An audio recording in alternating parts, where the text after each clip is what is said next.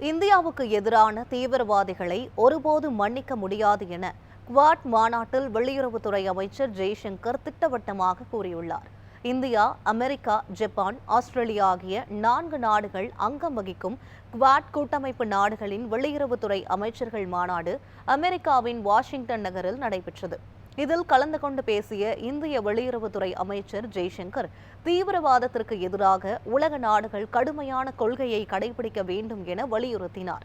பஹல்காம் தீவிரவாத தாக்குதலுக்கு பதிலடியாக இந்தியா நடத்திய ஆபரேஷன் சிந்தூர் நடவடிக்கையை சுட்டிக்காட்டி பேசிய அவர், தீவிரவாதத்தால் பாதிக்கப்பட்டவர்களையும் தாக்குதல் நடத்துபவர்களையும் ஒருபோதும் சமமாக பார்க்கக்கூடாது என்றும், தீவிரவாதத்திற்கு எதிராக இந்திய மக்களை பாதுகாக்க இந்தியாவுக்கு முழு உரிமை உண்டு என்று கூறினார்.